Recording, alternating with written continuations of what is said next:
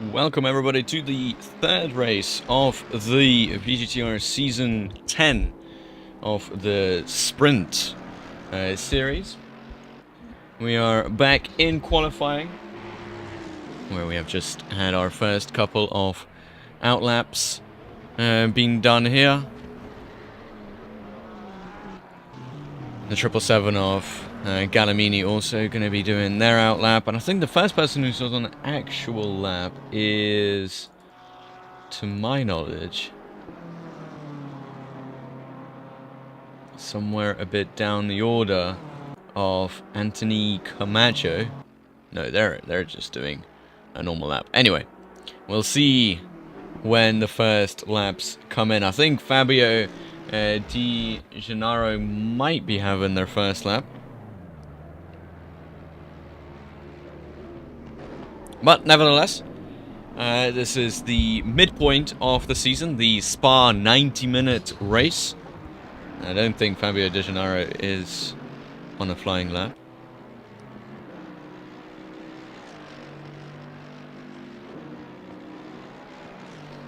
I think the first person is going to be Fabio Galamini or Matas. At the midpoint of the season now, which is where things start to settle in a little bit more.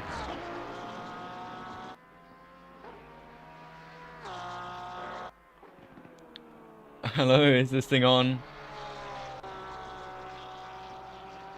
Had to adjust the antenna and the slap. Yeah, we are indeed live. Point of the season. Eric Giselle will be the first person to set a valid lap. I'm pretty sure, at least. Yeah, it's not going to be Andrew Priadko or anybody else. So the baseline will be one of our VGTR eSports team members in the Porsche 992 GT3. Normal car, not the cup car like we had yesterday. Still kind of recovering from that race yesterday. That was a great race yesterday. But Eric Giselle invalidating their lap, so it's not going to be a baseline lap this time out. Matas is going to be our baseline lap. We'll see if that is the case, and we'll see how good of a baseline lap this is going to be as he comes through the bus stop chicane now across the line to set the first flying lap of this session, and it's going to be a 218.3, pretty good. For a first lap. Fabio Galamini, 219.4. Tino Cupera only managing a 354.4. I think that was 100% invalid. Sir Pluk, 217.9. And obviously Abe Santama with a 216.7. Not allowing anybody else to get anywhere close to him. Ganahado Hutama recently moved up into the pros. He's done a 219.6. Benjamin Kutu 19.9 and Aidan Furby 220.0, Mohamed Bintang 220.5, and that is the first couple of laps coming in now. And I see we've got a couple of Benjamin Bedell fans in the chat. They're their team member right now on an invalid lap, unfortunately, and his lap is also going to be not a good start, so it's going to be unfortunate there. The last lap of 222.3. Invalid, though. As more people come across the line. This is going to be Vil Verunen coming across the line now to set a invalid lap of a 221.9. And Andrew Priadko also on an invalid lap. This is going to be quite a big trend across this race. A lot of people going to be invalidating their laps as things go on because of a couple of corners, infamously being the Rouge and Radillon complex. Also a couple of the second sector corners like the Lacombe chicane on the exit of the third turn of it. A lot of people get that one wrong, or even no-name corner. A lot of people go way too wide there now. Obviously, if the race track was updated like it is in real life, there would be gravel on the other side, so you wouldn't really be able to go that far out. Anthony Camacho, 220.4 Currently in 10th place. Eric Giselle sets a faster lap than Abe, a 2:16.7 in the Porsche. And that is a very good time, though. Abe Santama instantly beats that. A 2:16.5 for the McLaren 720S driver. A very good lap indeed. Number 44 of Tino Copera. Not an improvement there. Definitely a big mistake somewhere in that lap. Miguel Estezaran. He's going to be setting his first flying lap. And then what is it going to be? At 2:19.6. Just ahead of Benjamin Koo. Fabiano Di Gennaro. I think this is his debut race. Is currently 17th. Up into 3rd place at 2:17.3. Limpar Berthold. Currently no valid lap to his name. He's going to come across the line now, and still no valid laps to his name. Bimo Aria, currently in 18th, also going to be having his first flying lap as he comes across the line. It was invalid yet again. Benjamin Bedoff, 2:22.2. Currently last, unfortunately, out of the people that have completed their lap. Vil Verunen coming across the line to set his first personal flying lap. And what is it going to be? A 2:19.9. 5th in class. Very good stuff. Benjamin Koo, invalid this time out. It looks like it's an out lap. No, we'll see how he gets on after all of that.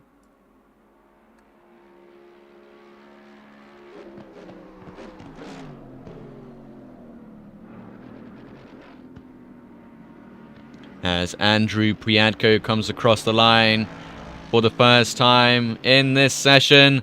And it's a 2:18.2. Completely beating Fabio Gallamini by about 7/10.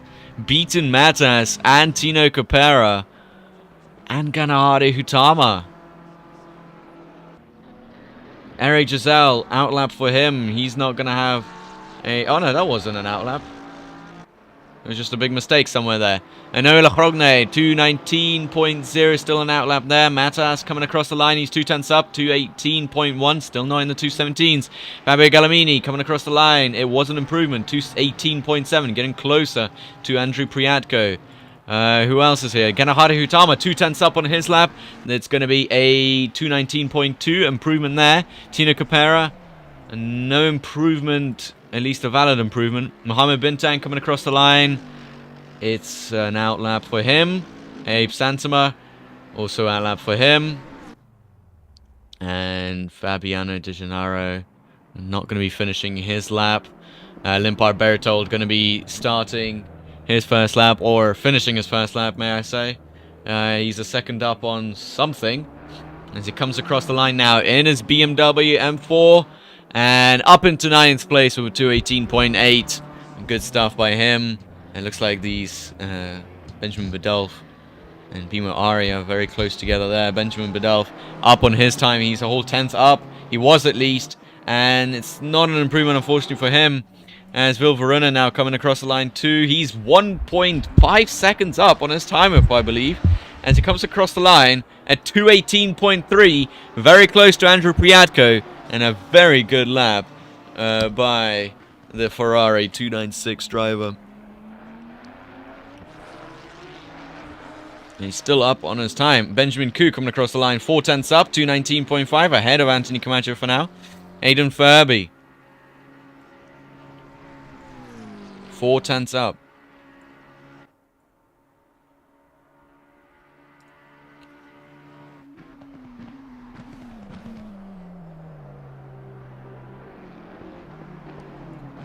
As he crosses the line in a moment. It's going to be predicted at 2:19.6 ahead of Anthony Camacho. Does he go?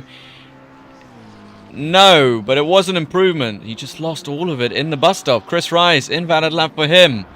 Eric Giselle, is it an improvement? No, it's not. At 2:16.7 still. Noel Krogne up and ahead of Fabio Gallamini for 3rd place.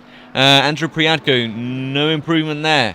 Fabio Gallamini, also no improvement there as he comes across the line, only 100th of a second slower than his personal best. Sir Pluk, no improvement there either. That's an invalid lap. 151 on Mohammed Bintang, also an invalid lap for him. Abe Santoma, invalid lap for him as well. Miguel Cesarin, though, 5/10 up. He's going to be trying to challenge for pole position here, as he's 6/10 up coming out of the bus stop, and he comes across the line now. He's third in his class at 218.5 for the Mercedes driver, and he's slowing down as he comes into the source. Very content with his lap. Yeah, Limpar Berthold gaining a couple of tenths here through the bus stop. He goes, losing it a little bit on the exit, and sadly no improvement for him. Fabiano De Gennaro down on his time. It's an outlap for him anyway. Benjamin Badolf, a fan favorite in the chat, as he comes across the line now. 5/10 up on his time, a 2:21.6. He's ahead of Fabio of Bimo Aria as it stands. Rafif Prahastia also not going to be improving on his time. Benjamin Koo, 3/10 up as he tries to get closer to his AM compatriots, and sadly it's not even enough in order to get ahead of Ganahari Hutama, who's on an outlap. No improvement there. 44 of Tino Capera, also on an outlap, as everybody's going to start pushing for the last couple of minutes. Matas, an outlap as well, as we can maybe have a look at Chris Rice, who's done an invalid lap. God damn it. Anybody keep it on the track? Eric Giselle did. Coming across the line now.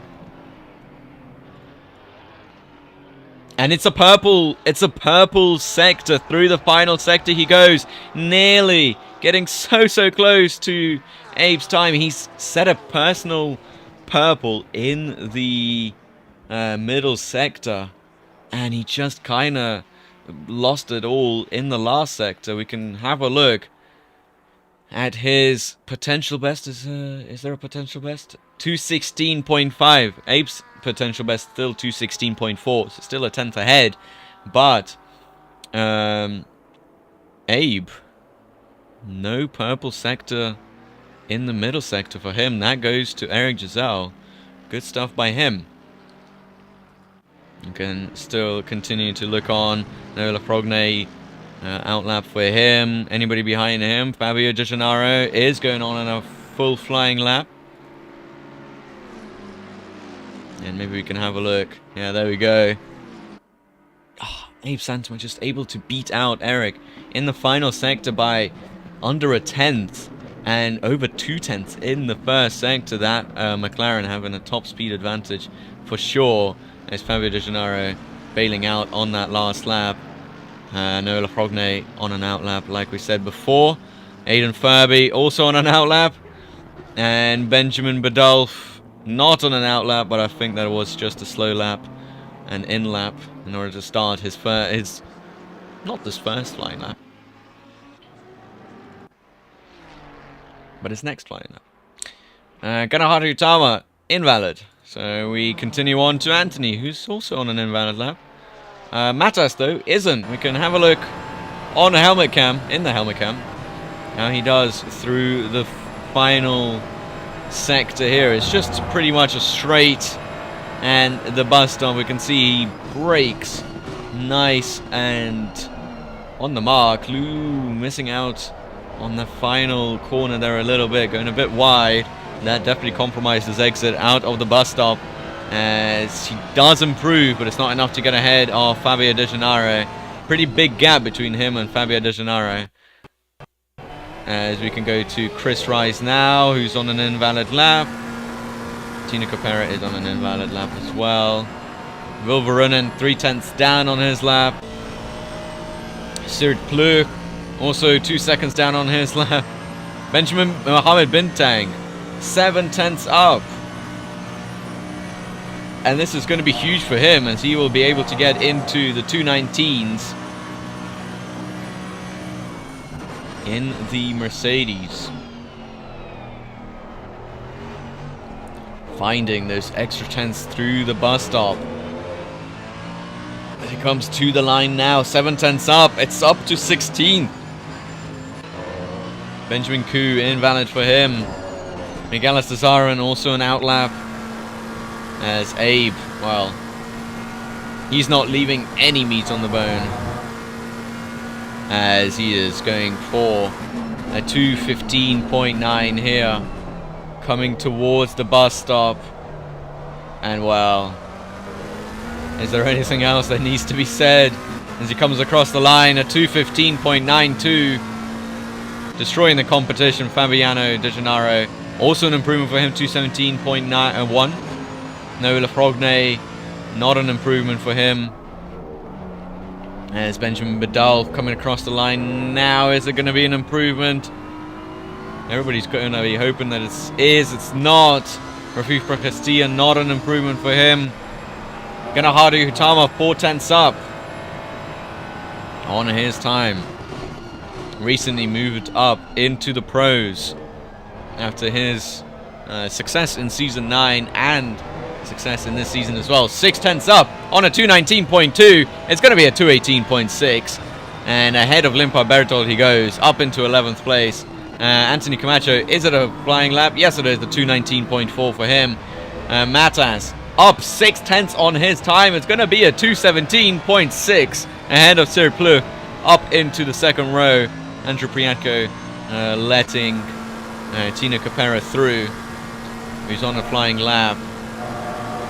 One of his last flying laps. Poor Badalf is still on a controller. Yeah, I've noticed.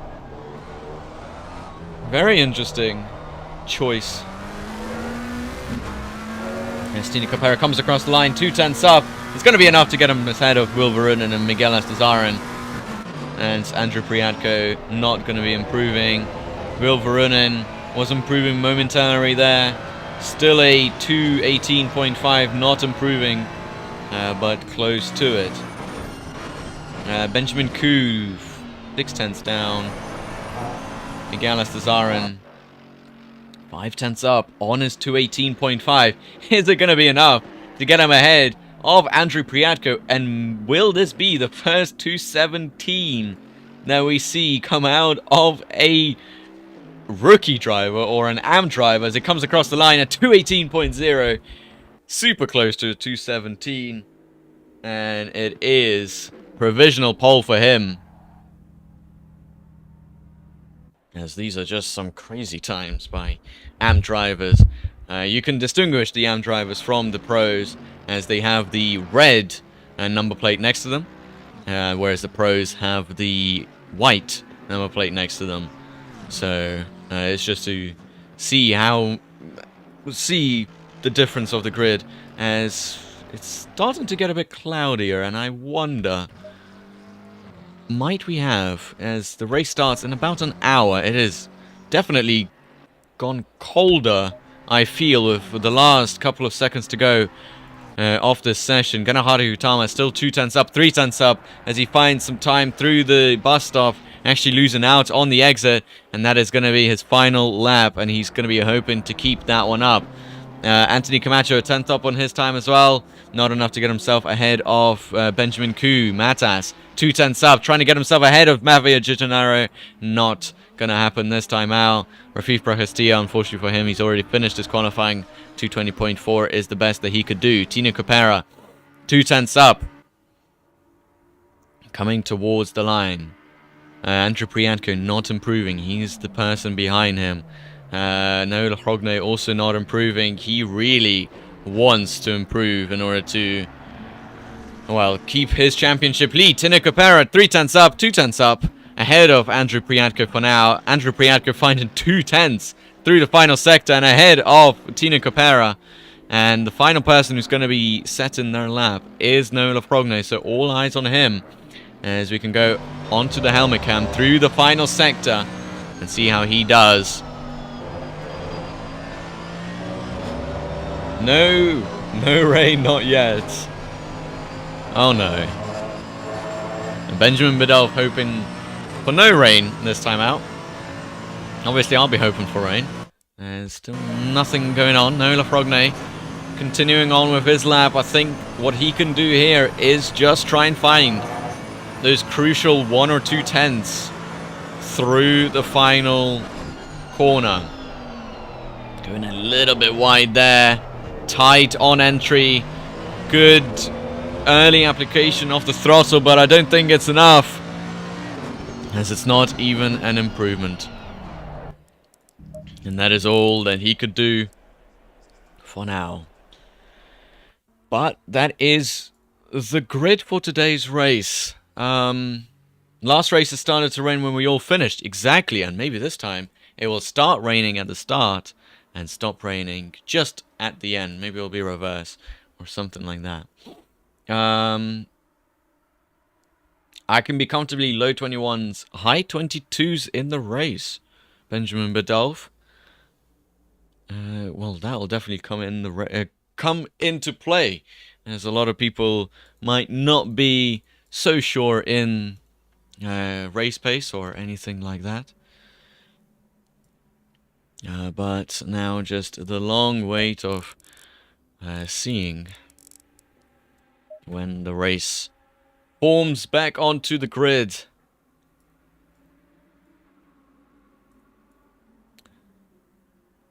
But, you know, with whatever is going to be happening in this race, we've had a 56 car race yesterday, and it actually was pretty clean. So if a 22 car race is going to be worse, then I have serious questions for some of these races. He was an alien as a driver. Well, not the first person to say that. A whole 7/10 ahead of Eric Giselle in P2. Eric Giselle having a great qualifying session. He's on the front row after not racing in Nürburgring, so using his drop round there, and actually very good stuff by him in order to, you know, still be able to race on like he did. I'm pretty sure he is very far down in the championship. Yeah, he's 17th in the championship with his best finish of 12th, and unfortunately for him, a drop round already been used for the race that he did not do. Can we add a silver plate? Silver plate, you mean for like people like Miguel Estezaran and Andrew Priatko, who nearly went into the 217s? Ah, it's not raining. The sun's come out. Well, you know what? It's a 1 hour 30-minute race. We can only hope.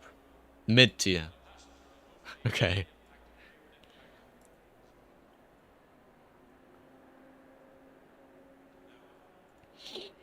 Well, we can run through the grid as it stands for now. Abe Santama out qualifying P2 with over 7/10. No questions asked there. It's business as usual for him. Eric Giselle on the front row. Good qualifying for him. He's in P2. Behind him is Fabiano Di Gennaro, who's starting on the second row alongside Mata Sidikeskas. We've seen him have a pretty good qualifying over these two races. And you know what? He still has the race pace as well in order to maybe even challenge for third place or even further up the podiums. Sir Pluk in 5th, and next to him is the pole sitter for the AMS, Miguel Estezaran. Andrew Priatko in 7th, and Tino Capera in 8th. Vil Verunen and Noah Lafrogne in 10th on the 5th row of the grid. These guys are pretty big rivals. I've seen them talking to each other, try and negotiate who wins and what races. And I'm pretty sure it's Noah Lafrogne's birthday weekend. I am not sure about that at all, though. Ganahata Hutama in 11th, and Fabio Calamini in 12th, Limpar Bertol in 13th, and Benjamin Koo in 14th on the 7th row.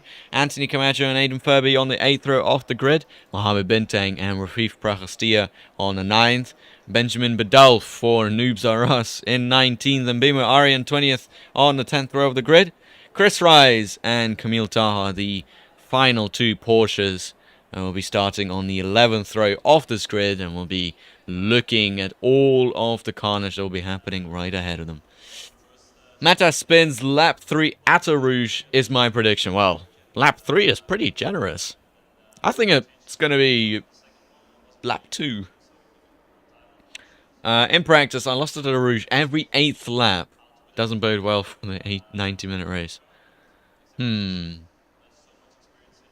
lap of a 90-minute race. So that is about 16, 18 minutes in. Okay, well, not bad then. It's not bad at all. No carnage. Oh, come on. It's Spa. It's pretty much like saying there's not gonna be any carnage at Monza. It happens every single time. Not even skipping a beat. If it doesn't happen into Eau Rouge, it will happen into Lacombe. If it doesn't happen into Lacombe, it will happen into the bus stop. It's just one of those tracks where a lot of people push a bit too hard. Good luck, all humans, and Abe. Don't die. Yeah. Good luck to all the humans. But when is the formation lap going to start? About 28 seconds. So if you've got any final predictions of this race, then do put them in chat. I've already had Camille Taha saying that Matas will spin in lap 3 at Eau Rouge. Matas saying himself that he'll die at Eau Rouge on about the 8th lap. And we can take Benjamin Bedell's prediction as there is not going to be any carnage, which I think is a interesting and very optimistic prediction for sure. Yeah, good luck everyone as they set out on their formation lap. A 90-minute race, the longest race of this season, as we do start to include different race lengths. Obviously, you know, we don't want it to have just one race length or the other, as I actually want to see no mandatory pit stops this race, as most people will be coming into the pits. Is it supposed to be not mandatory pit stop? I'm pretty sure it is. I mean, we do this and we do this very meticulously.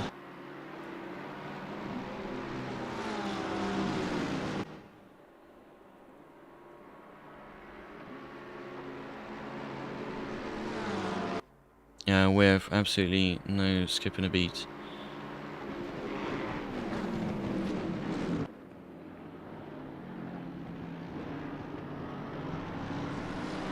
As, yeah, most people will be coming into the pits.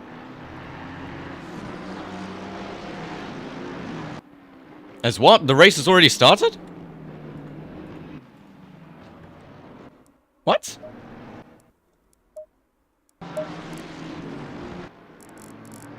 Okay, well, the race has already started. I'm not sure what's happened there at all. We didn't see anything. I thought it was just going to be formation lap. Ooh, I'm pretty sure somebody's going to get fired. Anyway, Abe Santoma still leads the way. Eric Giselle in second. Fabio Di Gennaro in third. I'm not sure what's happened there at all. Yeah, no formation lap this time out. I'm not really sure. Somebody's going to get fired at the server department. No changes in the grid as it stands. No big crashes either, as we spoke about it before. Rafif Prachastia in last, and oh, a big crash there for him. Bima Aria in 21st. Chris Rice up into 20th place. Benjamin Bedell in 19th. He stayed where he is. Tino Capera down into 9th place from 8th. And he's going to be fighting on with Noah Lafrogne. As Matas spun it round at the bus stop. And it looks like there might have been contact.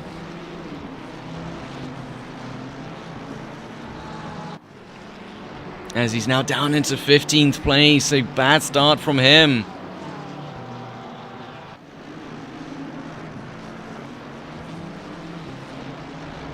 But he is going to start making up those positions as the race goes on. I think a lot of people were not really expecting a short formation lap, but it doesn't really do much.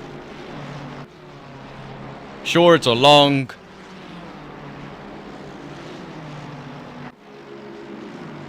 There's not much of a difference. Third Plug going alongside Miguel Astazaren, as Miguel Astazaren somehow gets in ahead of him, and he's already ahead of him, and as Third Plug making a big mistake, and it's going to let Andrew Priatko through as well. For 6th place, that they have contact. Third Plug is off the track, and he's down into 9th place. Definitely contact there between him and the AM driver, as now Miguel Astazaren is going to be a bit under pressure from Andrew Priatko and Noah Lafrogne, as Noah Lafrogne is continuing to try and keep his championship lead.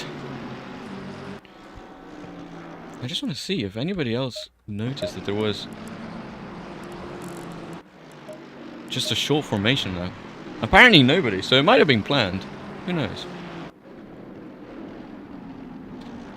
Tina Capera now also trying to make up those crucial positions in order to get back up the grid and to be fighting for the top 4 in the pros.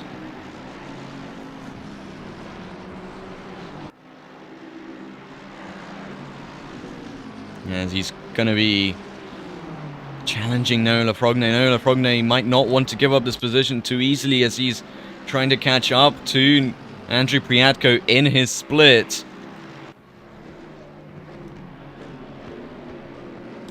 And Dino Capera looks to understand what is going on here.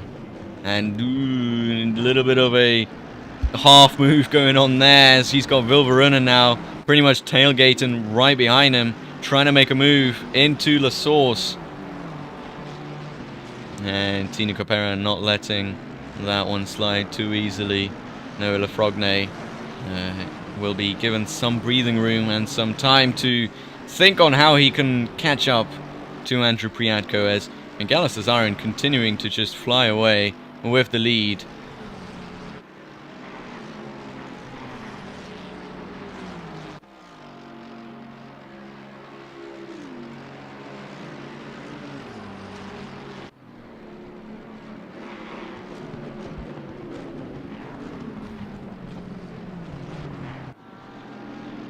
And Ganahari Utama now getting passed by Third Plug. Third Plug, remember, he's had that big moment. So has Matas, who's now made up a lot of positions. He's up into 11th and trying to get ahead of Ganahari Utama for 10th, as he's got Limpar Bertold right behind him, also pressuring on, as Matas not able to get ahead of Ganahari for now, as they go into No Name. And Fabio Gallamini also wanting to get a move on here. He's got Benjamin Koo trying to overtake him for 4th place in the split, as Matas forcing Ganahari a bit wide there. Limpar Bertold able to sneak on through. He's up into 11th place now.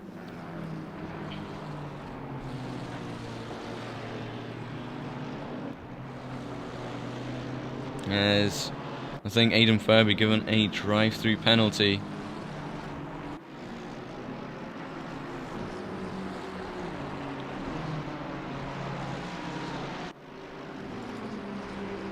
Fabio Gallamini now going to be on course to overtake Ganahari, or at least try and box in Benjamin Koo, so he's not able to go for the inside or for the outside, wherever Ganahari goes, as Benjamin Koo having a big moment there through Blanchimont. And now Camille Taha is also trying to go round the outside, and I think he's pretty much got him there on the inside of the next part of the chicane. Another big moment for the Porsche driver.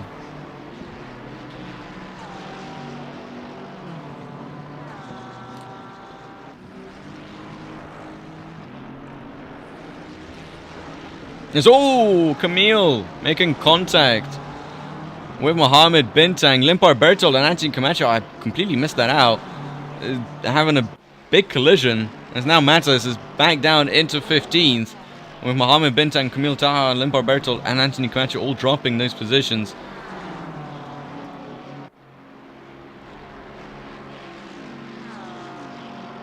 And now they're going to be going down the Camel Straight, all trying to make up in their respective positions in their splits, as Matas stays ahead of Chris Rise, who's in 21st, 16th.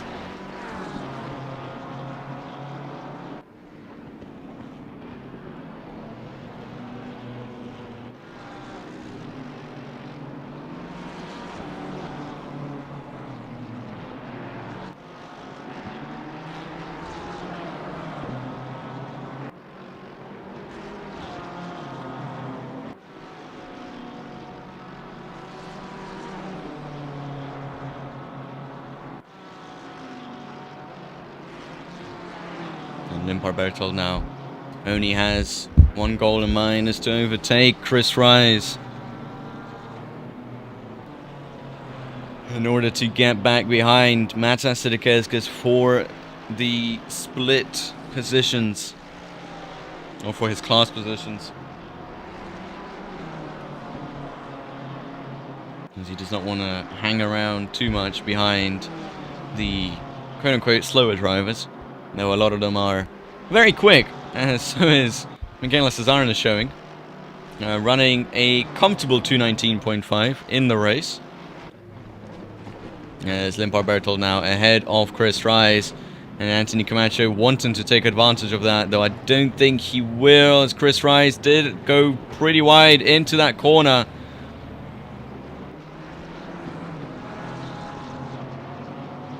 But Anthony Camacho just not able to do much there. Benjamin Badalf getting ahead of Bimo Aria, as there's a little bit of a fight going on here. Benjamin Badalf, Bimo Aria and Rafif Pracastillo all fighting for position here, as Rafif going on the inside of Bimo Aria.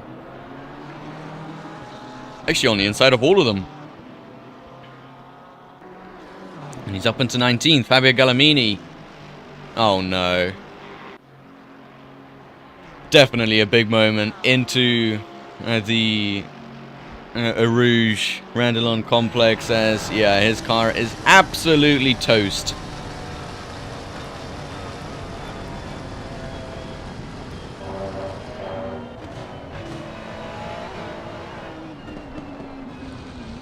Yep, I think he will want to consider to come back to the pits, as there's just no way that he can do this safely. Not showroom ready, yeah. Yeah, definitely not showroom ready. Yeah, as he pulls off to the side of the track. And that is going to be his race pretty much over. Sert Ploeg now on the back of Vilverunen yet again, as he closes the gap to Tino Capera. After, oh my god, what's happened to Matas and Mohammed Bintang? Matas is off the track, so is Mohammed. As we can have a look on the replay and what did happen. Here's the chase cam of it. Matas, definitely a lot of damage on the rear, so getting rear-ended somewhere in this race. As we go down into the S's, pretty much, and Matas completely, well, yeah, rear-ending Mohammed Bintang. And now, yeah, he's down a couple places, so it's Mohammed Bintang. And I'm just looking at the live leaderboard, and Miguel Cesarin has fallen down so many positions. We have to look at the replay again, just to see what happened. In the chase cam, he just clipped the inside curb. And did he possibly get wrecked as well? No. Having to wait for a lot of people in order to get back onto the track. You see, he's right in the middle. Oh, and that is just unfortunate for Miguel Cesarin, who was leading this race for so long in the AMS. Now all the way down into 16th. And he's going side by side with Matas Sidikeskas up through a Rouge and Radalon. It is a really cool livery indeed. The Arctic Wolf and Cliff Bar livery, which is also I think it's a collaborative livery with him and Ethan Reed, who is not in this race today. And Anthony Camacho spun round at Lecombe chicane. And he's going to be losing a lot of positions to Benjamin Badolf and Rafif and Matas and Miguel.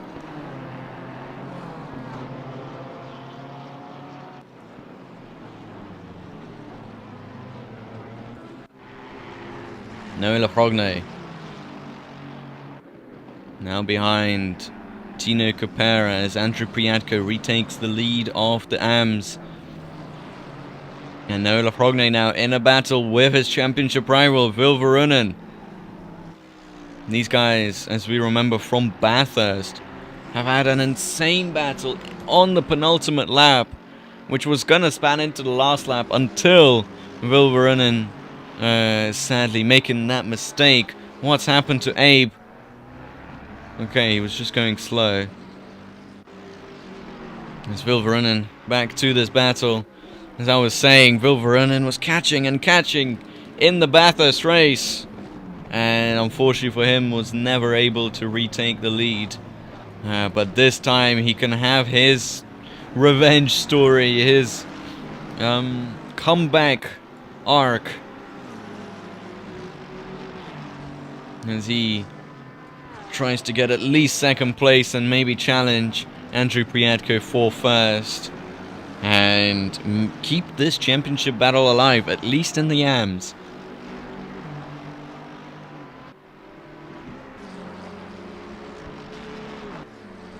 You can have a look, there is no rain going on. Why did I turn back to pits?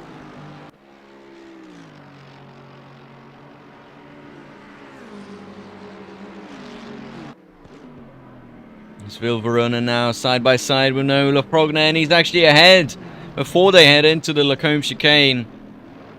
And now Noah Lafrogne will have to reevaluate all the choices he has made in this race so far, as he goes on the inside, and he's made the move on Vil Verunen very nicely there.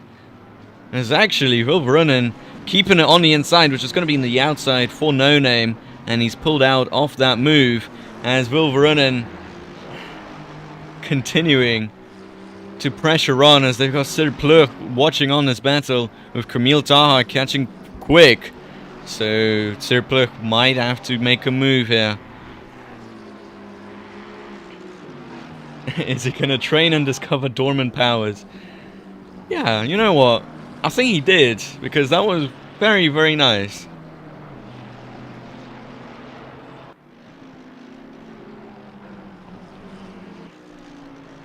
It was a good piece of battle until, Sir Plur, Noah Lafrogne able to just completely overtake him. Very brave move into the hairpin. As Sir Pluk now is going to put a car's width between him, between Noah Lafrogne and Vil Verunen, as he's now ahead of him for 7th place. And Camille Taha might do the same as they head into the bus stop behind. And Camille Taha is going to be ahead momentarily, not for long though. Vil Verunen coming back at him. And Vil Verunen now a whole 2 seconds behind Noah Lafrogne.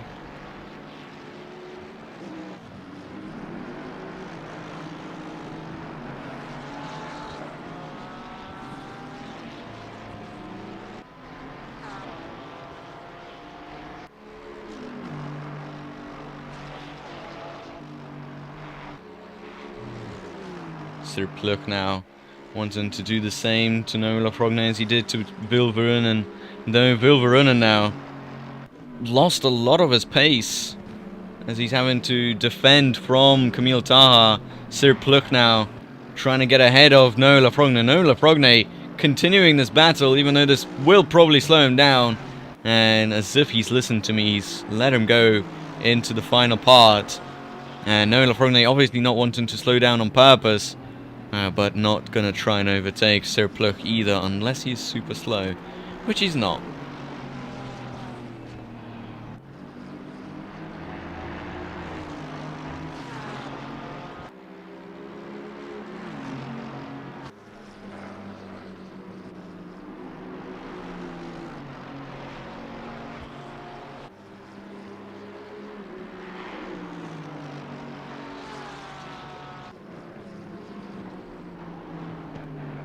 And Nola Progne now banking on the fact that Vilverunen will be fighting with Camille Taha, which they are.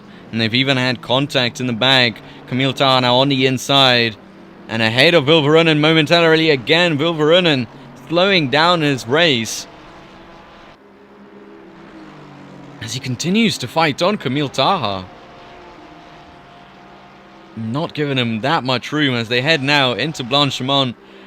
Round the outside, can Camille Taha continuing on this battle? None of them backing out. Camille Taha having a great exit out of Blanchimont. Now on the outside, off the next corner. Ganaharu Hutama is enjoying this battle. He's going to try and overtake Camille Taha as well, if these two do come together.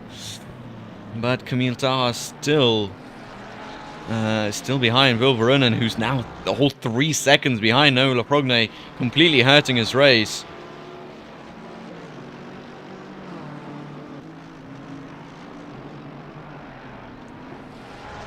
Now Camille Taha slowing down a lot. Having a compromised exit. And Ganaharu Hutama is going to like that, as now they head up through Rouge and Radalon. Very hard bit for the Ferrari drivers to handle. That can be said. It is the 8th lap, and has Mata spun in the chicane? No, not the chicane. The Radalon and Rouge. I don't think he spun there, but he's just spun in the bus stop, so you can pretty much say that that prediction was correct from whoever said it.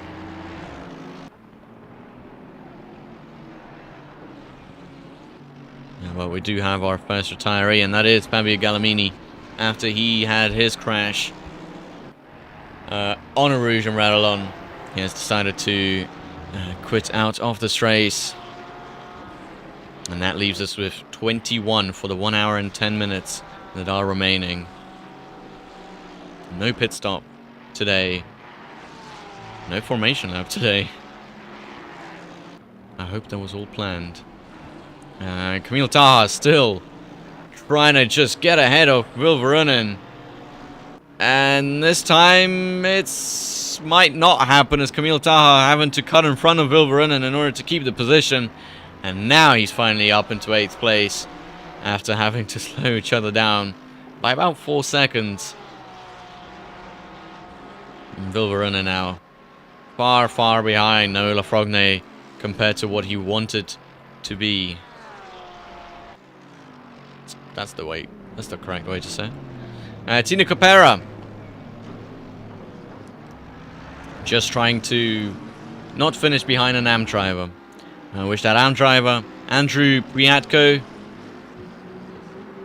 leaps away from Nola Progne.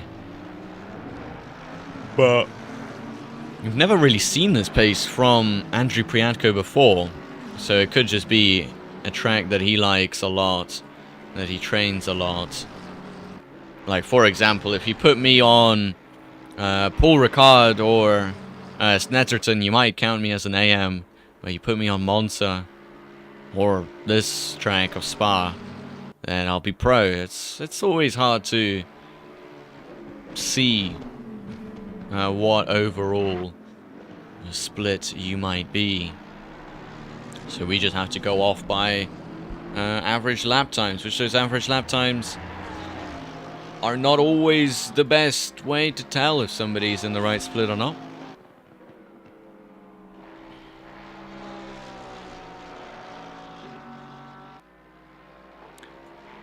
Fabiano Di Gennaro trying to challenge for the top 2 position.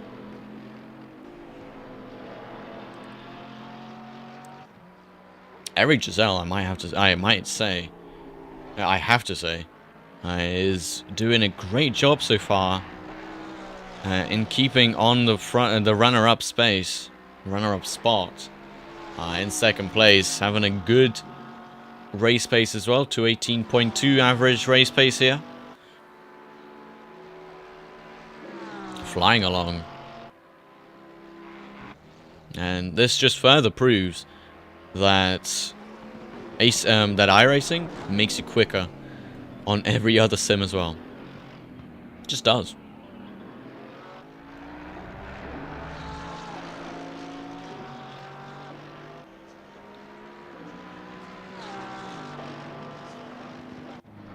Benjamin Badulf, the fan favorite, fighting with Bima Ari after he kind of gave up that position to him, and now slowing down a bit as that last lap, a whole 1.5 seconds slower compared to Bima Aria. So unfortunate stuff for him.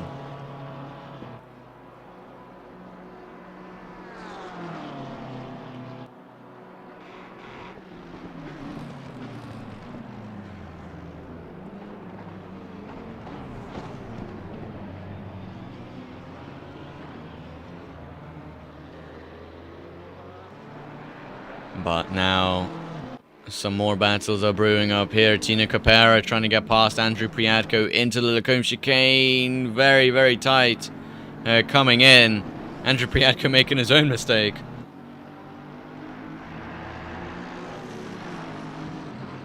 Yeah, I've been there so many times. Yeah. Tina Capera trying to not let go of his 5th place to third place. And Mata saying that a Rouge finally took him. Well, there we go. It took 10 laps, so not quite the prediction that he said. As Tina Capera making another mistake and another mistake as third place is just about ahead there.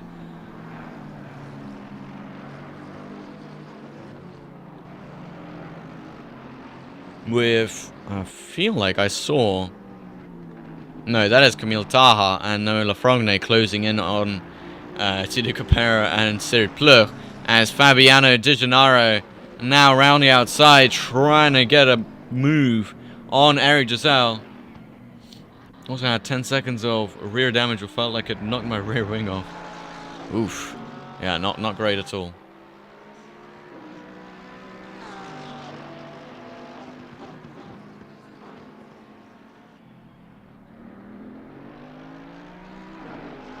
Punted 2 people, got punted myself as karma. Spa race. Yeah, it is. If there's no carnage, then it's not a spa race. That's all I have to say.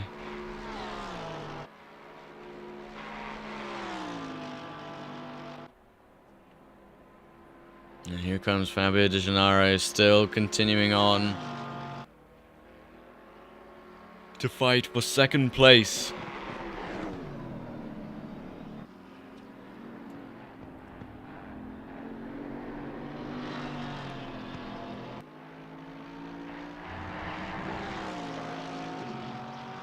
Also, track limit warning, literally first 5 corners and had 3 by now. Wow. So, is that you completely out of this race, I guess, then? Must be.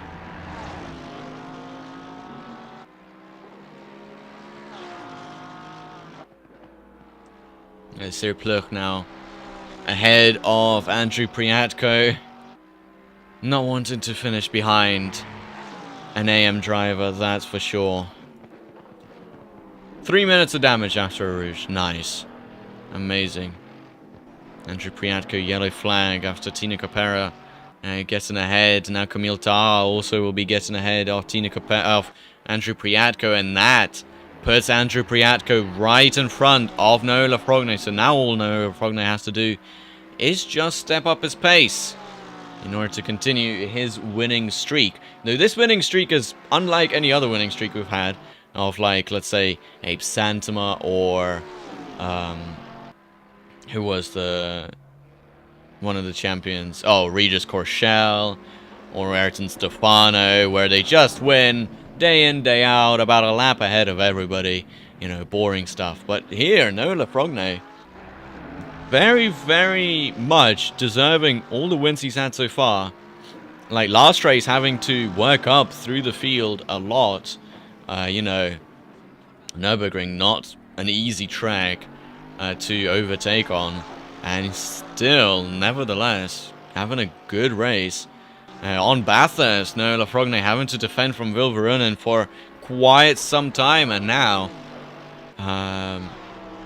up into second, and still in second. Is still running there and trying to close that gap.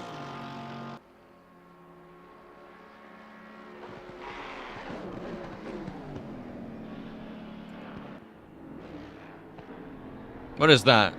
What are we cheering for here, Matas?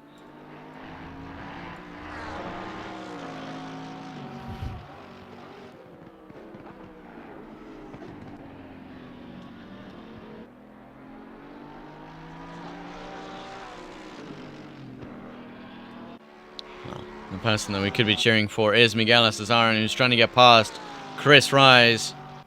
For Fabiano, seeing I almost took him out. Lap 1 bus stop. Fabiano's having a good race. Was one time very close to Eric Giselle, now a bit further back.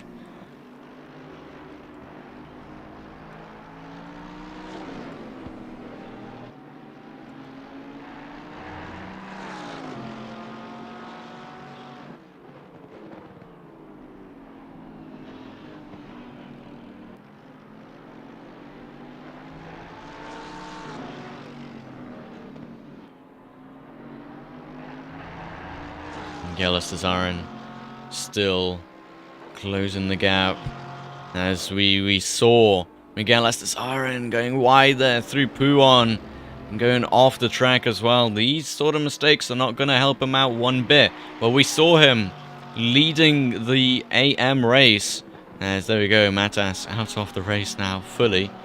Miguel leading the race for so long in the AMs, and now all the way down in 14th.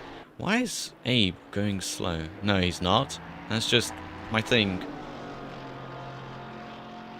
Going off the rails.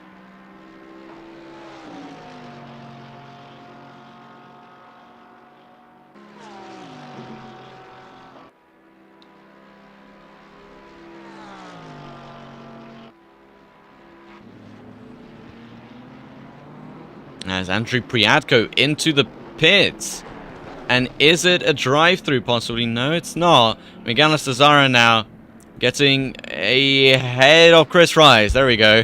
I didn't want to call it too early. There's Miguel Cesarin now up and ahead. Good stuff for him.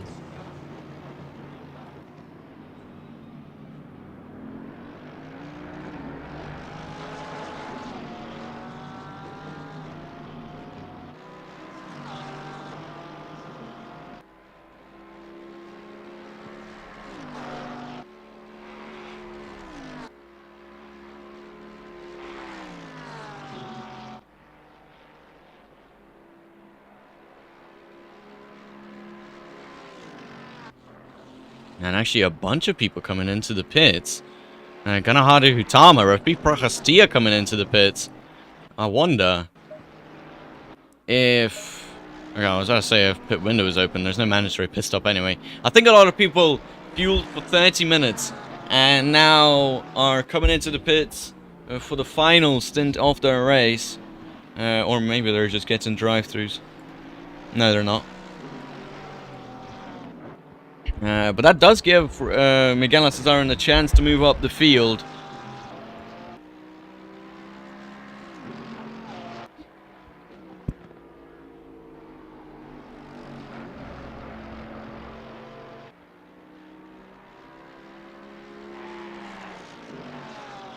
But now Miguel Cesarin 7 seconds away from Vilverunen. No Lafrogne now in the lead of the race. And Benjamin Koo up into second ahead of Vilverunen. Not sure when that happened. Fabio De Gennaro. Now still closing the gap to Eric.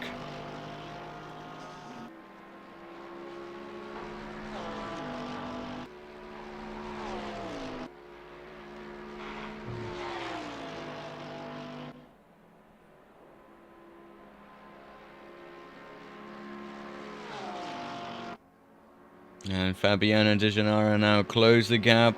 Way too much for Eric Giselle's liking. As he goes through the Lacombe chicane. That Mercedes sliding a little bit there on the exit. But the Mercedes might have a bit better tire management compared to Porsche. Not a maybe, that's for sure. As the Porsche burns through tires in a very, very quick time. Fabio De Gennaro now going to be showing off his car's potential and his potential as well as he fights for second place.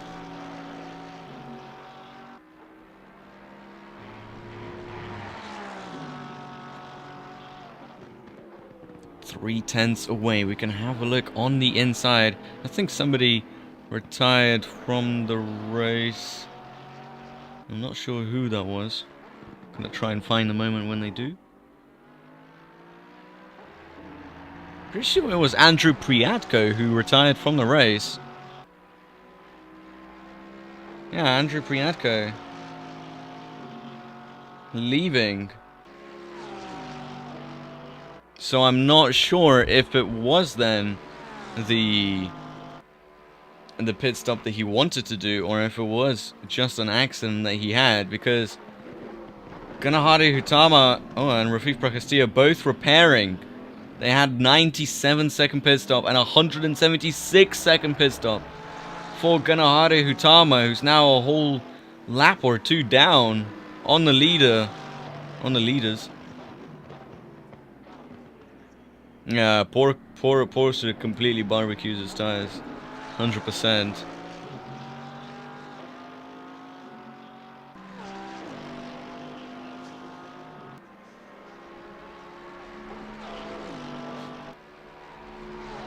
But now more than 35 minutes of this race completed.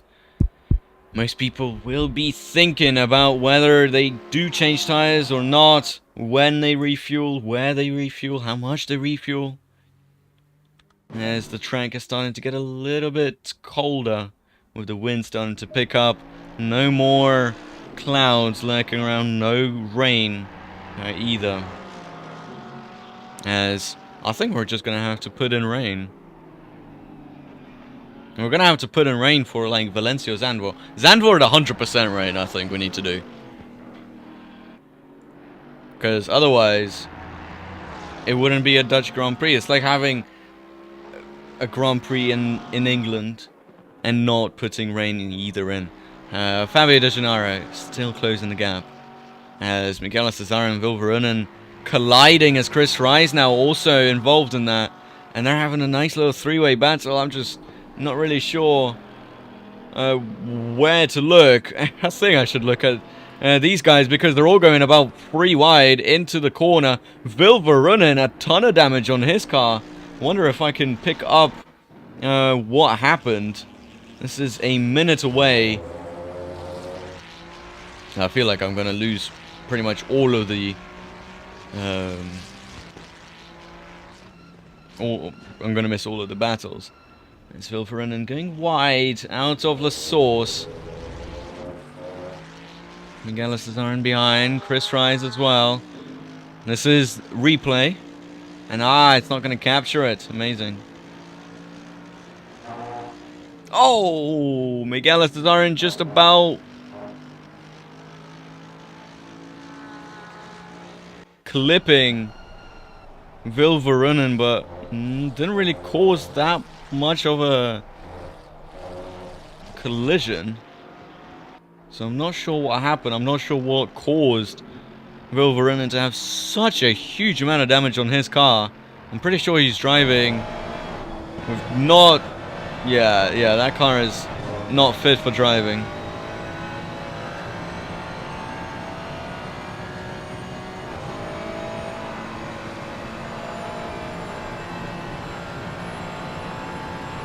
As David said, for Fabio Galamini, not ready, not showroom ready. So, yeah, Vilvarunen will have to come into the pits. So did Miguel Cesarin. Vilvarunen does not come into the pits. What a strange strategy. I'm not really sure. He's going to lose a lot more time.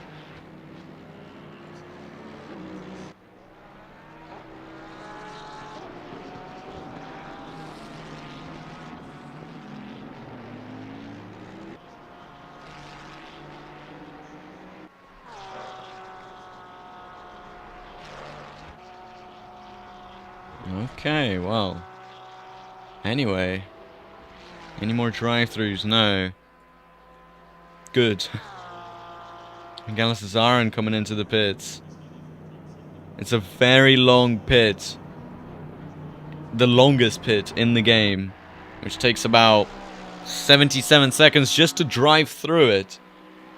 So, yeah, definitely not ideal if you don't need to pit or you don't want to pit. Having to come in as Fabio De Gennaro just about making a move on Eric Giselle. It looks like Eric just making a mistake. Can we have a look on the replay? 30-second replay. Eric Giselle coming out off the final corner before Blanchimont, or before the straight to Blanchimont. Here's Fabio De Gennaro. Did Eric just let him go?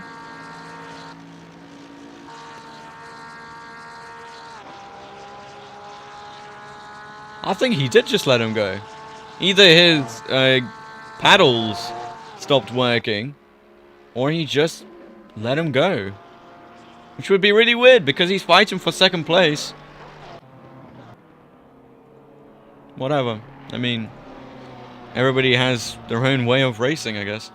Benjamin Badulf continuing to fight on with Bimo Aria. These guys have been going at it ever since the start of the race. Miguel Estezarin now out onto the track. Definitely did do some repairs and definitely put in some fuel. A 37-second pit stop, or 38-second pit stop pretty much.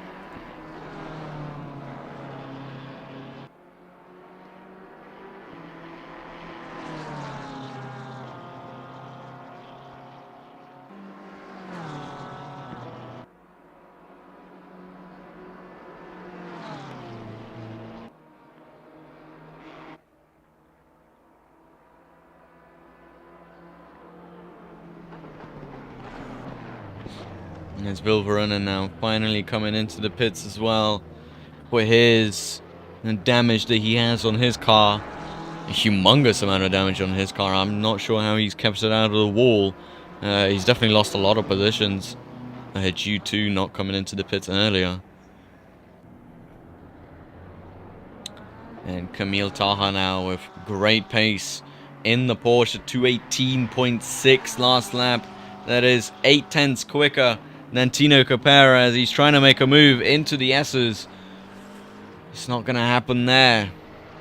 He's just going to have to be a bit more patient and maybe try it into the next two corners. It is not usual that people do that, as Limpar Berthold yellow flags. I'm hoping it resolves itself as it's just outside, just off after the Pouon complex, and he's returned back to the pits. Big crash for Limpar Berthold then.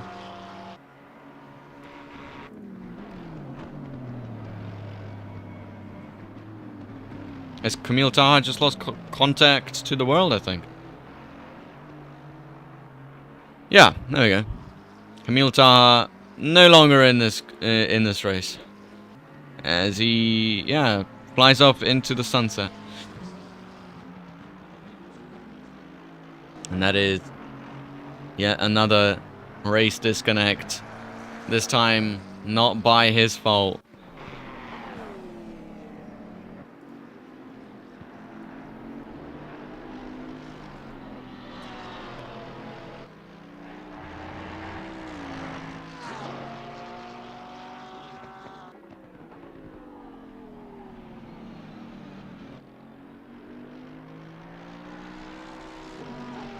Limpar Berthold now in the pits after whatever accident that he had.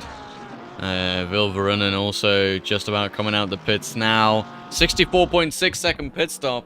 So not too much damage on his car, even though it looked like a truck ran him over.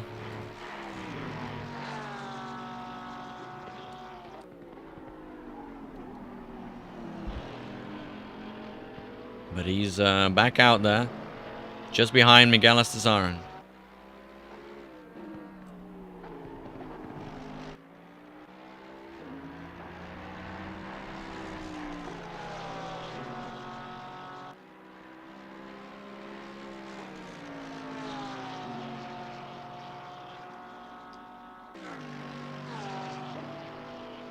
Eric Giselle now, after whatever, not sure if it was paddle shift moment. Ooh, another person retiring from the race. So that was Limpar Berthold. Limpar Berthold out of this race.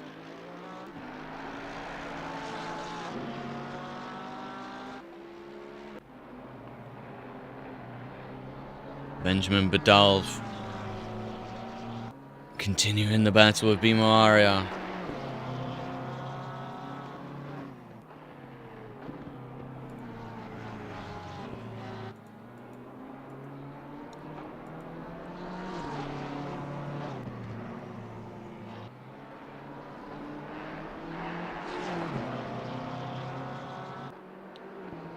As they fight for 11th place, or what is 6th place in the AMS.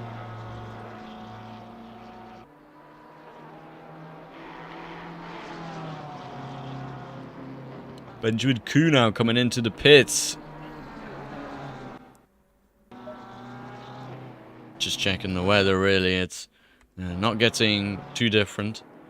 It's not changing too much. More wind, though. More wind. Noobs Are Us. Gotta love the custom liveries. Yeah, custom livery for Noobs Are Us is very, very good. Mohammed Bintang coming into the pits now as well. He's a junior driver. Indeed. I think I've heard that one. I think I heard that he's a junior driver.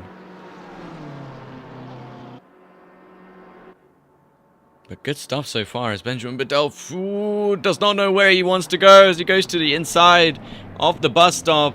Trying to make a clean move on Bimo Aria. Definitely there was a bit of contact there as Bimo Aria was coming into the pits. So that is why Bimo was just a bit wide there. He was trying to come into the pits. A bit of a scruffy pit entry, but nevertheless, not much either of them could do, and still one position up for Benjamin Badalf.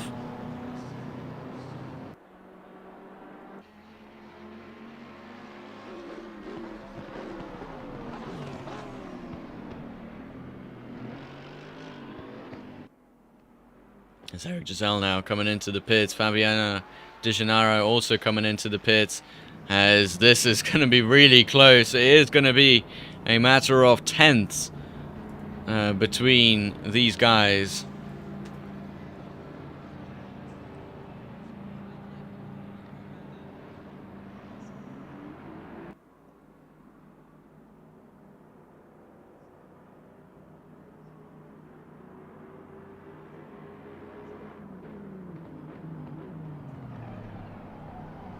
I'm just going to try and get information of why did Eric Giselle lose out that position to Fabio De Gennaro. As now Sir Pluch up into 2nd place. Bimo Aria coming into the pits. Tina Capera in the pits as well now. Zola Hrogne going to be going up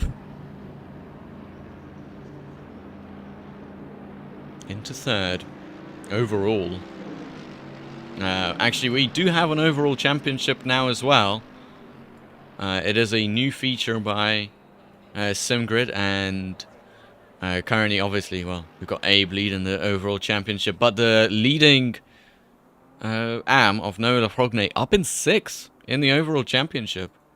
So very, very interesting, as he's had pretty good races so far in the overalls as well.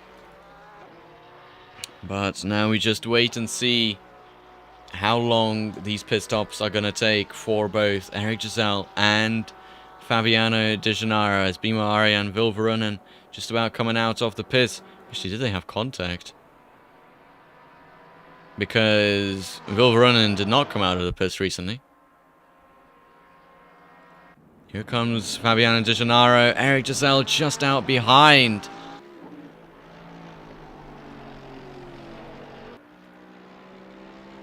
And did not get an answer if his paddles did lock up or not. So, well, I guess we'll have to see post-race if that was intentional or not. Benjamin Badolf into the pits now as well. Very long pit stop, as we said before. Benjamin Koo back into the pits for a drive-through penalty for the track limits warnings. Now that's going to set him back heaps of places, definitely.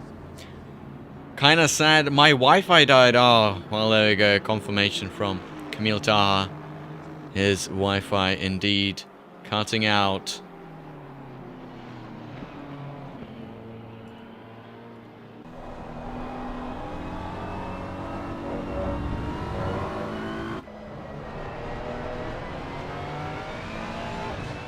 I do just want to kind of see what the autopilot will catch here, as most people right now are going to be spread a little bit far behind.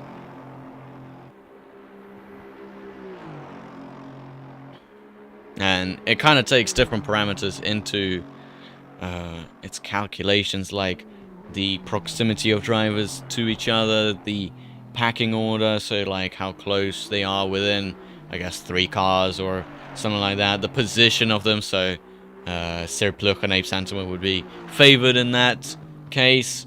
Focus fast, which is focusing on the faster drivers like Sirpluk and Ape Santoma. Focusing on slow, like the people coming out of the pits are doing their outlaps, and the overall pace as well, on how consistent they are. So kind of takes all of it into one big formula thing. Obviously, I did not make this program. I don't know what it takes and what sort of calculations it runs, but it is just kind of fun to see what the AI sees in this race.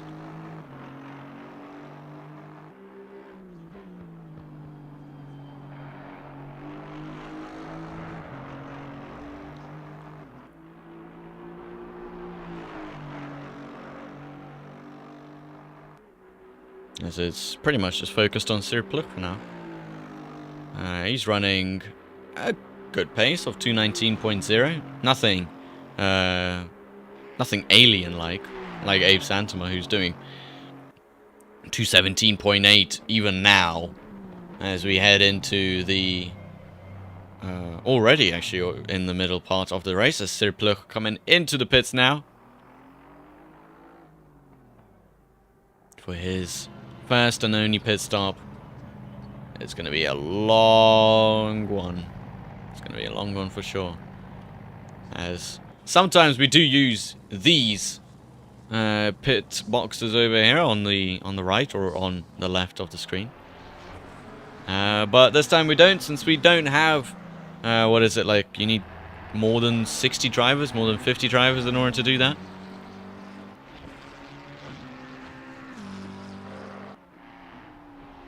Here is Abe Santoma. We haven't actually looked at his race once today, but he's up. He's still up in first.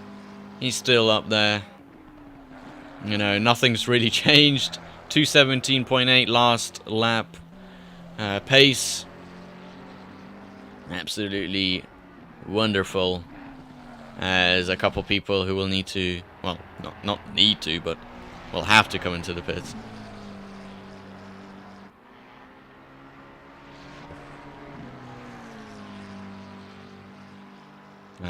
Because they'll probably run out of fuel, unless you are driving a Ferrari or a Lamborghini, which nobody is. So we'll have to come into the pits for sure in the next 10-20 minutes. Otherwise they will run out.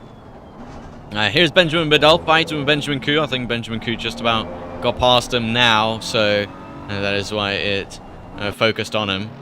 But still, very nice to see Benjamin Badolf up in 13th place ahead of Vilvarunen and Bima Arya. Kanahari Hutama coming into the pits. Once again, I think this is his second or third pit stop. It is a second pit stop. Fabio Di Gennaro still ahead of Eric Giselle, running a 217.9. Not too quick compared to Eric Giselle, but he has gained a couple tenths on him since their pit stop.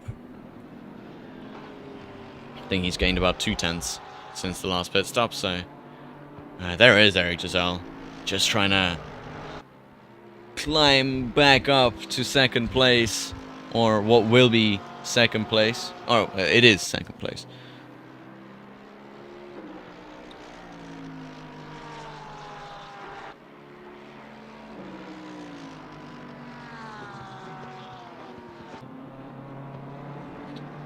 But no, Laprogne, pretty good gap he has, since most of his competitors either disconnecting or either having terminal problems. No, Laprogne, yet again, having a very good race. Up in the front of the AM split.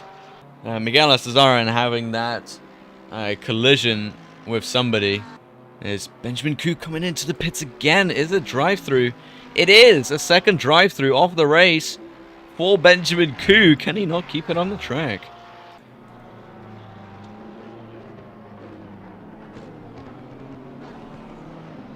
It's Fabio Di Gennaro. Ooh, a little bit of a scruffy bus stop chicane for him.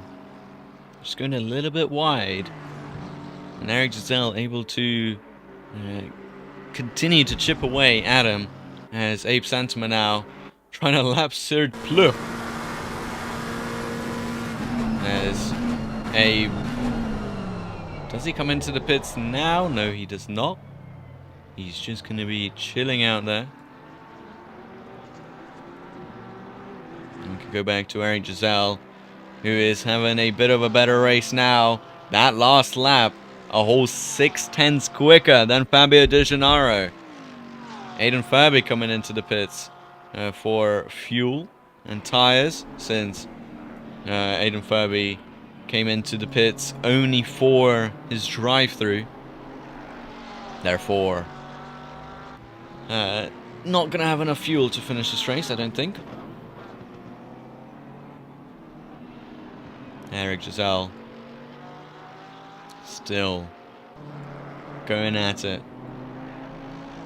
And wanting that second place back after that issue that he had with his gears or whatever was going on. He could not switch up into 6th and he was stuck in 5th.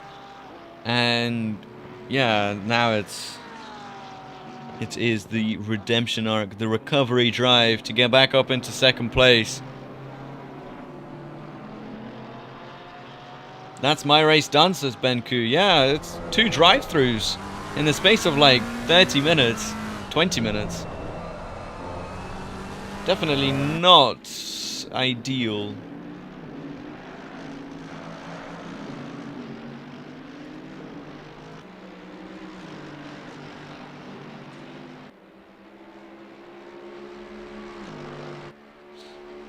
There's no Laprogne lapping his past competitor, Miguel Estezaran, who's in the wall. He is in the wall. He's back to the pit. And I just want to see the replay. Let me see the replay. We're in the chase cam. No Laprogne right behind Aiden Furby in the pits, or coming out of the pits now. So is Anthony Camacho coming into the pits. And here's Miguel Estezaran going up through a Rouge and through Radalon. And oh, just a big snap of oversteer there. And that is pretty much his whole race ruined. And it is just unfortunate. That is just unfortunate. One, I accidentally turned off my pit limiter while in the pits, and the other skill issue. Oh. I thought it was track limits both time, as Eric Giselle makes a move on Fabiano Di Gennaro. And he's up into 2nd place once more. Yes, Fabiano Di Gennaro Not going to like it one bit, but he has to just settle into third for the time being. Not make any impulsive decisions or actions, and just try and keep a calm head in order to come right back at him.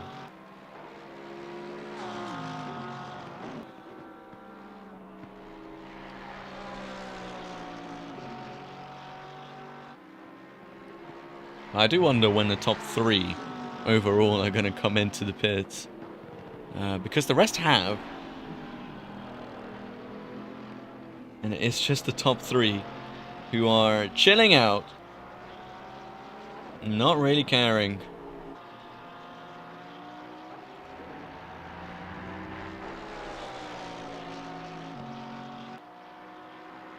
There's Fabiano De Gennaro not breaking away from Eric Giselle. He's still within the slipstream range, still within that crucial 2/10 as he continues to catch on to the back of him into the bus stop chicane. Nothing that he can do there but to try and get a better exit out of here.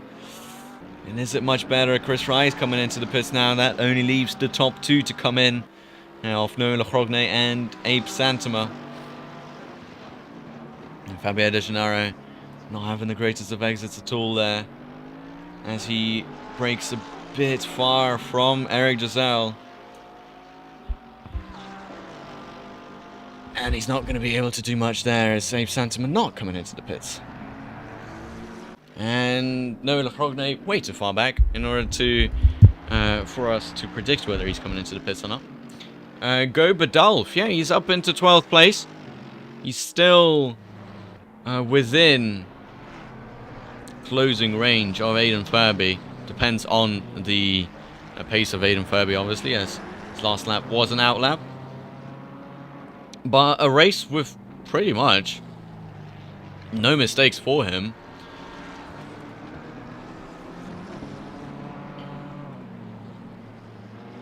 He did not have a single drive-through yet. No stop goes after the pits. No major collisions that we've seen. Only that little tangle with Bimo Aria when Bimo was coming into the pits. Overtaken Bimo Aria as well. And still running in what is 7th place in the AMS. Will be a good finish.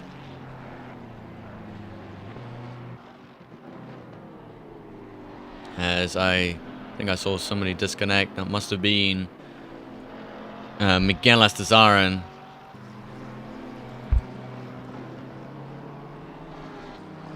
And now we're down to 16.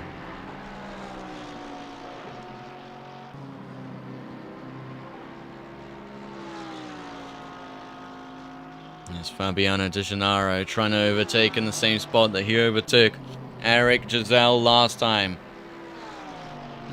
But it's not going to happen here. It's Eric's paddles working this time, and he's able to get to 6th gear, and Fabiano De Gennaro not able to get a better exit out of the bus stop, and again losing that time. So the Porsche seemingly having better acceleration out of the bus stop compared to the Mercedes, or it just could be that Fabiano is having some troubles exiting out of there. Though he did go quicker this lap, but only by about 100th.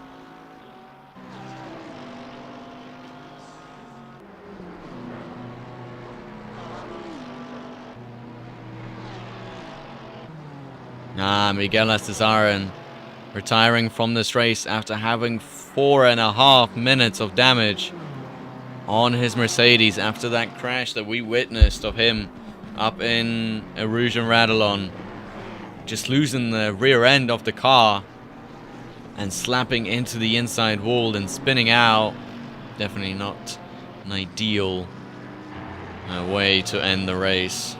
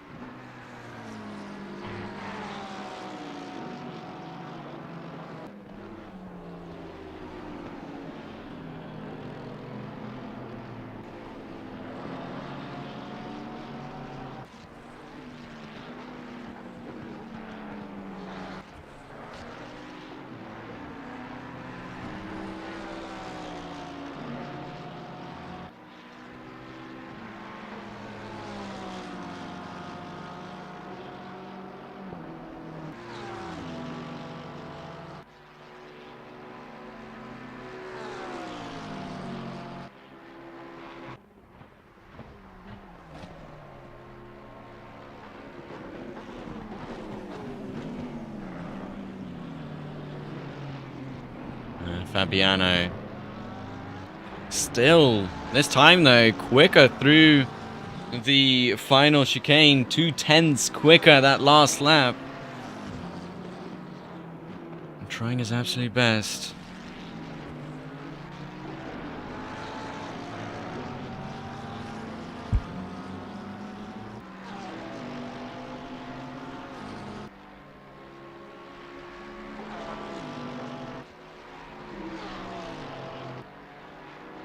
Fabiano now losing a bit of time again up through a route. It seems to be a bit of a seesaw of pace for Fabiano. He's one time going very, very quick, second time not so much, and you know, if he can just home in on the exact pace that he needs, then he might have a chance here to overtake Eric for second place.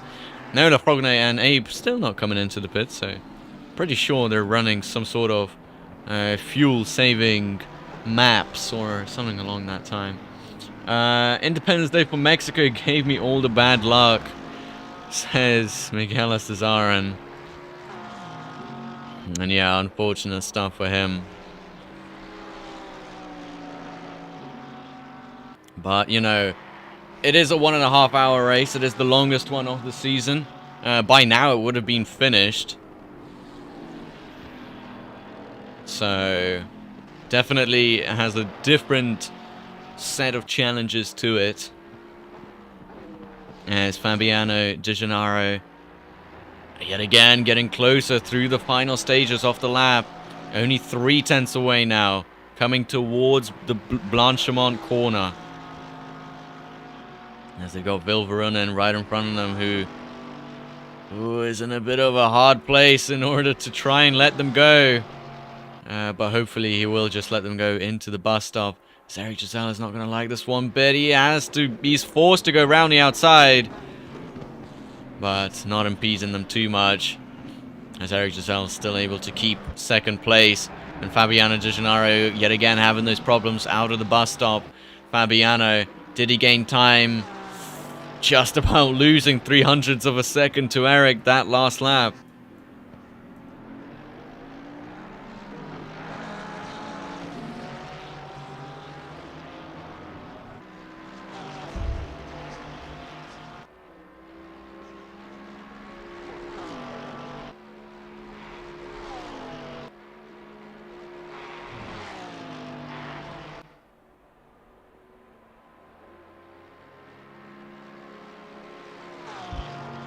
De Gennaro now only 3/10 in the slipstream, 2/10 in the slipstream, and just not enough straight in order to make a move.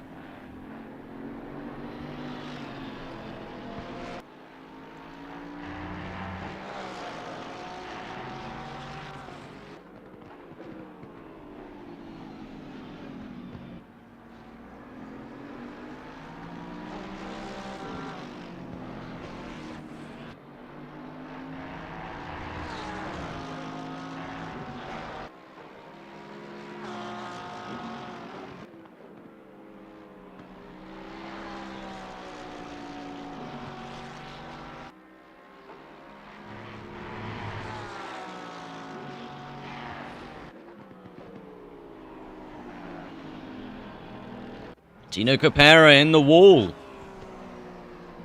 For what is definitely not ideal in terms of race, and he's got his wiper on now. Oh, that looks really, really hilarious from the inside. Ah, he's turned it off. There we go.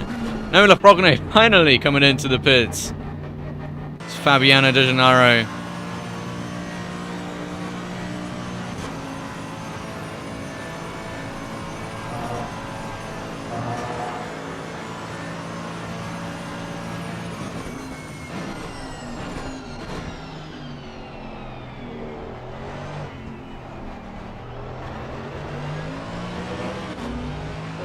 But not able to carry on with 22 minutes to go off the race. What more can happen?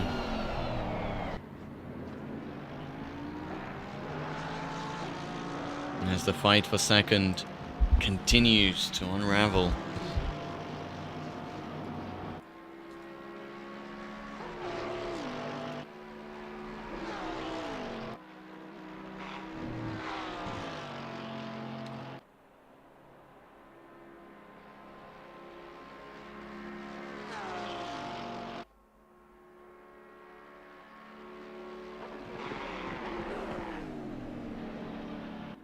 And Abe Santama, our race leader, also coming into the pits now for his first pit stop.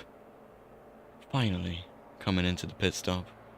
And that will be everybody all fueled up and all freshened up as well for the race. Chris Rice, actually, interestingly enough, did not switch tyres. I don't think Aidan Furby did either. And neither did Benjamin Bidelf or Kanahade Hutama, who did have 2 pit stops, so I guess fair enough for him. A lot of people not changing their tyres or anything. Just fueling up to the end of the race. As I think Noah Lachrogne... No, he did change his tyres. 35-second pit stop for him. And how far away is Chris Rice? Well, he's at La Source, and Noah Lachrogne is already out. And on the Camel Straight, Fabiano De Gennaro still closing the gap to Eric Giselle. Eric Giselle is just not able to break away from Fabiano De Gennaro. As Fabiano continues to pressure on, 2/10 away this time. Can he get it down to 1/10 and maybe try and go for a move on the inside as Abe coming out of the pits, just having a small bit of fuel put into his car. A 13.6 second pit stop. Not the shortest we've ever seen, but definitely not long enough. For some drivers have. Just under 20 minutes off this race to go. And it is the only a long race that we have in the season. The rest are the normal 60-minute of Valencia and the 45-minute of Zandvoort. And another 60-minute of Monza as the finale. We do like a Monza race as the finale, don't we? We've had it a couple times. Sometimes in the rain, sometimes just damp, sometimes dry, fully bone dry, which does turn out to be a bit boring.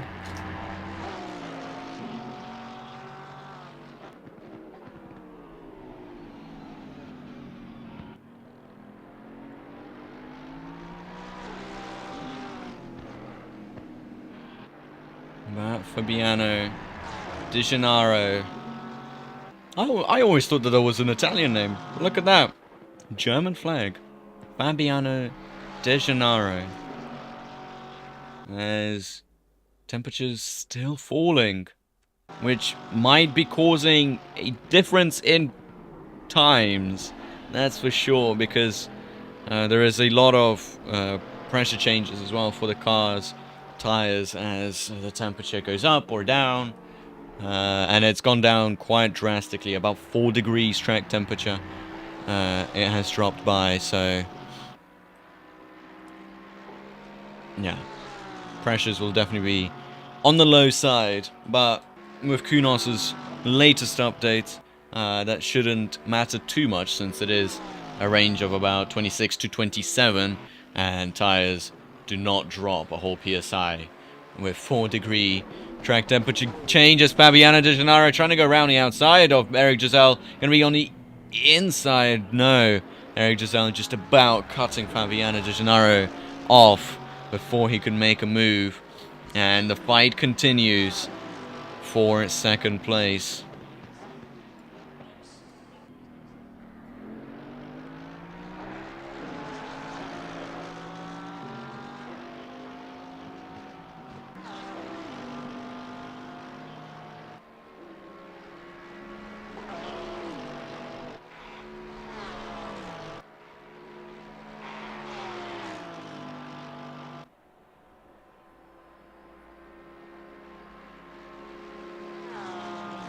And the clouds starting to set in a bit more. As you can see, it is getting much darker. And some even putting their lights on.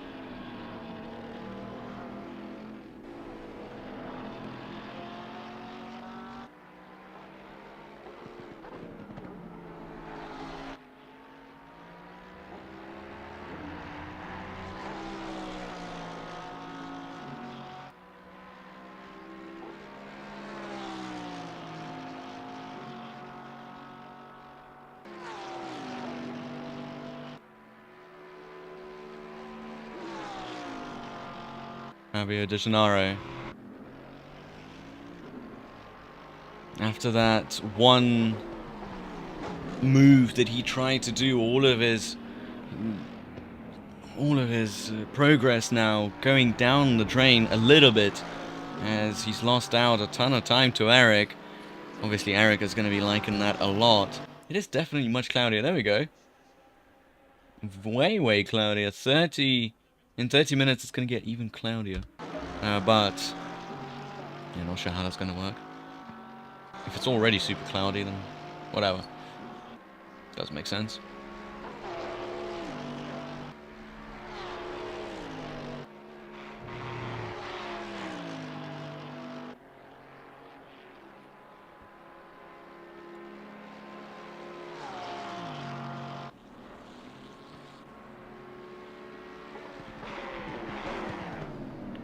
It's Fabiano Di Gennaro only 8/10 off. And those 8/10 are preventing him from getting up into second. Last lap, only a 10th away from Eric. But that one move, that one failed move that he tried, really set him back. As we always say, you really do have to think whether this move is going to count or not towards your race finish. And if it doesn't, then you might lose out a lot of time and then lose out those extra opportunities. Thankfully for them, they're fighting for second place, and really cannot be fighting for first, since Aber's running away with that.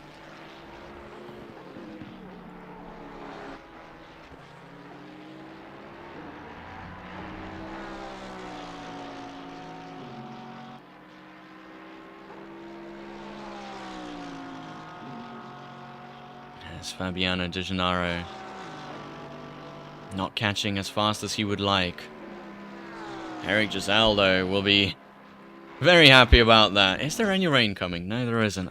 I'm just really impulsively checking, because I want rain in the last 10 minutes of the race, and I hope it just changes randomly. Like, I mean, we've had a huge amount of clouds pop up recently. I'm not sure how that happened.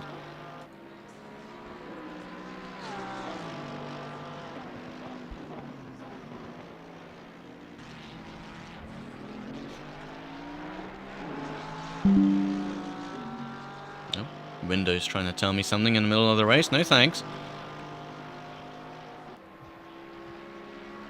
I am trying to commentate over here as Fabiano Di Gennaro. I feel like that's...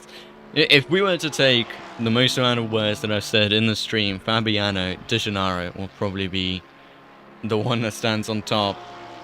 A 10th quicker than Eric Giselle that last lap. Yet still a whole second away.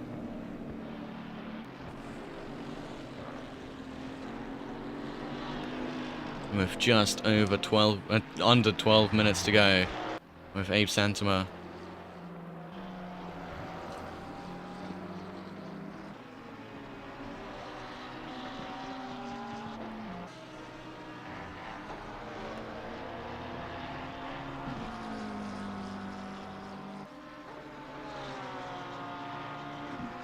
Abe just running away over here a little bit, though he did have an off-track, so I wonder if he's got a track limits violation warning point thing now as well, which he has to carry on for the rest of the time.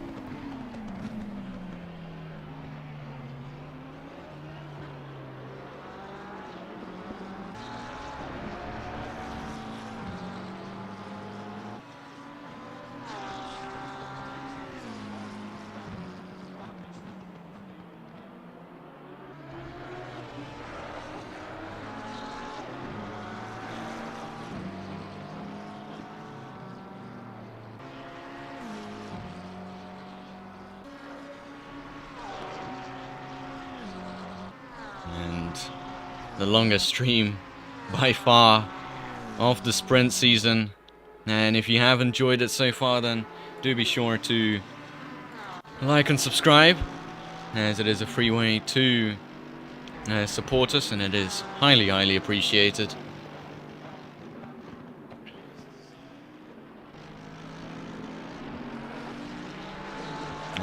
just gonna check the weather once more. Still nothing. 45. That is Aiden Furby. And that is a drive-through for him in the last couple of minutes of this race.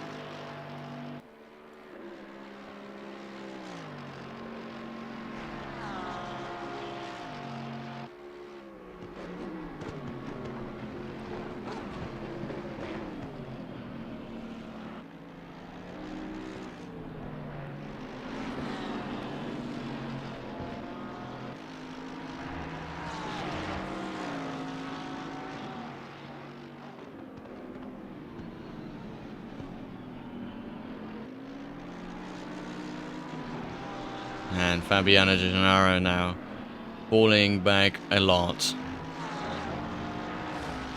As the... Yeah. What was I going to say? The temperature change is definitely not aiding him in trying to catch the back of Eric. But Eric, has to be said, doing a great job to keep it in second. With 10 minutes, just under 10 minutes to go off this race. This will be his best result finish of the season so far, if he can finish this race, obviously.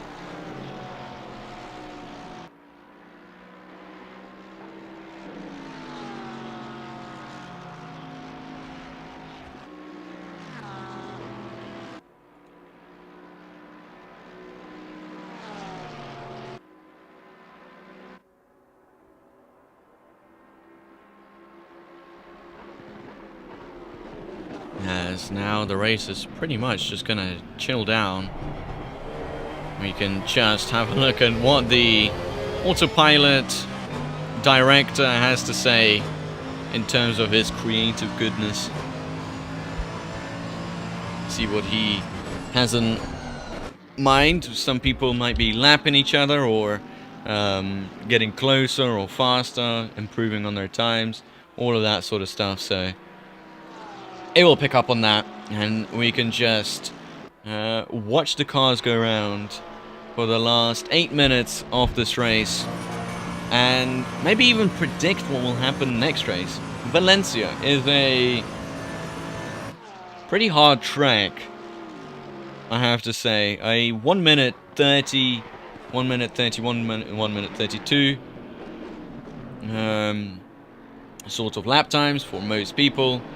Some might be in the 133s, 34, 35s, but that is how it goes on all tracks. A lot of very weird braking points. You know, on Spa, you can mostly guess them. On Monza, you can definitely guess them. But on Valencia, you know, you've got very specific lines that you have to follow, and as soon as you go off them in order to fight people, very hard to keep the pace and not lose out to other people.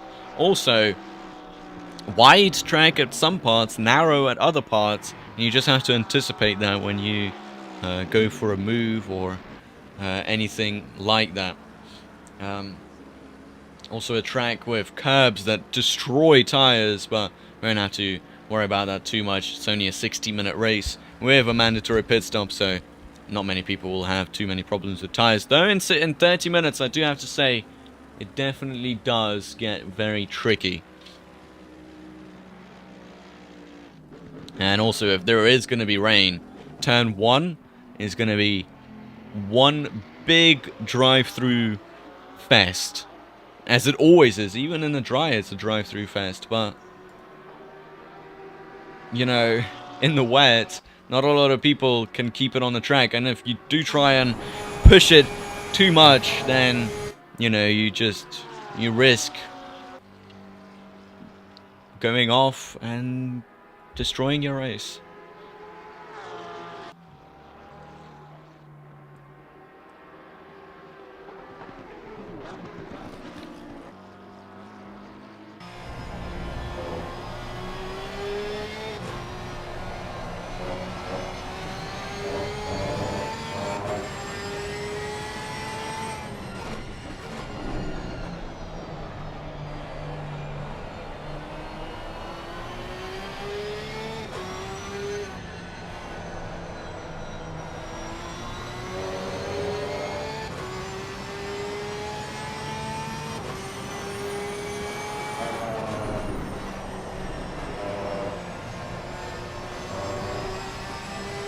But overall, this race so far, 90 minutes, you know, as solo driver, a lot of people don't do 1 hour 30-minute races. They, in some endurance races, people only do 1 hour stints. Obviously, there are some weirdos who do double stints or triple stints with 3 hours consecutively behind the wheel. I find that really hard to do. I've had to do double stints in the 24 hours of Spa, which we did last year, and that was not pleasant, you know, I have to say, not pleasant.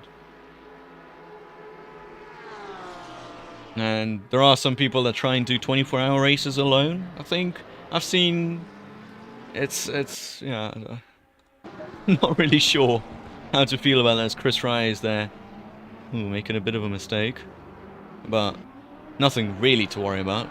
Anthony Camacho too far behind to really make a much of a impact on the race.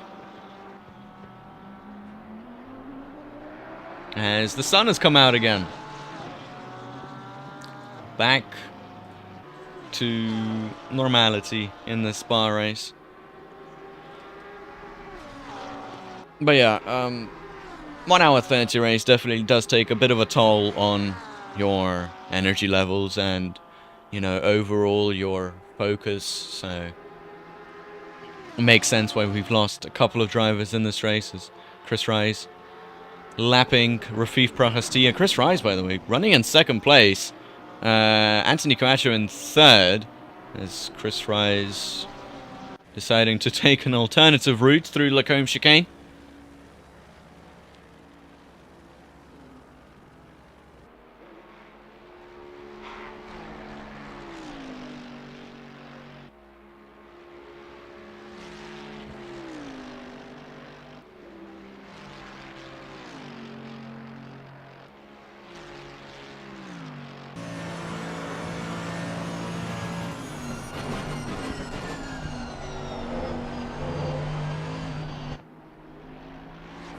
Mohamed Bintang running just outside of the podium positions, about 30 seconds behind Anthony Camacho, I think, as they are about to just collide. Yeah, about 29 to 30 seconds away from each other.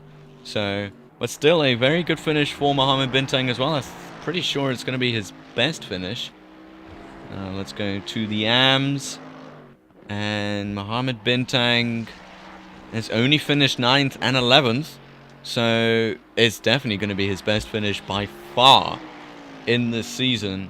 And I think in any season as well. So big round of applause for him as the final lap of this race starts. And you know what? Let's do a little onboard parade lap with the race leader, the championship leader, the man who's won 4 consecutive championships in this league, the man who's gonna try and go for Michael Schumacher level, I think, in this league until he moves on to maybe something more of his level, like SRO.